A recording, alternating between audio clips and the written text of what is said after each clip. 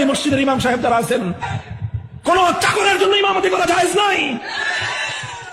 আবার আমার শব্দটা খেয়াল করে শুনেন, যারা ইমামতির চাকরি করেন তাদের পিছনে নামাজ পড়াও জায়েজ নাই, তাদের ইমামতিও জায়েজ নাই।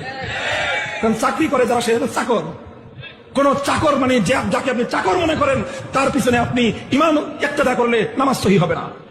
আমাদের ইমামরা, মসজিদের ইমামরা, খতিবরা এবং যারা মাদ্রাসা শিক্ষকতা করেন, এত সামান্য বেতন, একেবারে তৃতীয় শ্রেণীর কর্মচারীও তার থেকে বেতন বেশি পায়। সংসার চালাতে কষ্ট হচ্ছে ইমামদের। এখন তারা যদি বিনিময় না নেন, তাহলে সংসার চলবে কেমনে? বাস্তবসম্মত একটা কথা, তারা তো ছোটবেলা থেকে অন্য কিছু শিখেন নাই। ওটা আমাদের শিক্ষা ব্যবস্থার একটা পরিকল্পনা ছিল, ওরা পরিকল্পিতভাবে করেছে। তারা দিনের এলেম শিখবে, তাদেরকে দুনিয়াতে করে খাওয়ার মতো কোনো কিছু শিক্ষা দেয় নাই। কোনো ভোকেশনাল শিক্ষা, কোনো বিজ্ঞান প্রযুক্তি, অন্য কোনো শিক্ষা দেয় নাই। যেই কারণে তারা বাধ্য হয়েছেন ইমামতি করে সংসার চালাবেন, ওয়াজ মাহফিল করেন। তো নেতা কিন্তু আসলে ইমামরা বাস্তবিক অর্থে নেতৃত্বের জায়গা থাকতে পারেননি। এটা একটা করুণ অবস্থা, বাস্তব অবস্থা। নেতা না হয়ে গেছে বেতনভুক্ত কর্মচারী। ইমামরা এখন মেরুদণ্ড সোজা করে দাঁড়াতে হবে। আমরা আর তোমাদের চাকরি করব না, আমরা চাকর না। আমাদেরকে পারলে ইমামের মর্যাদা দাও, ইমামের সম্মান দাও, আমি তোমাদের ইমামতি করব। ইমামতি করে ভাত খাইতে হবে এমন কোনো কথা নেই। আল্লাহর জমিন অনেক প্রশস্ত, অনেক রোজগারের উপায় আছে। আল্লাহ নামাজ ফরজ করেছেন, নামাজ পড়বো, অসুবিধা নেই। কিন্তু তোমরা যদি আমাকে চাকরের মতো ব্যবহার করো, আমি তোমাদের ইমামতি করতে কোনো বাধ্য নই।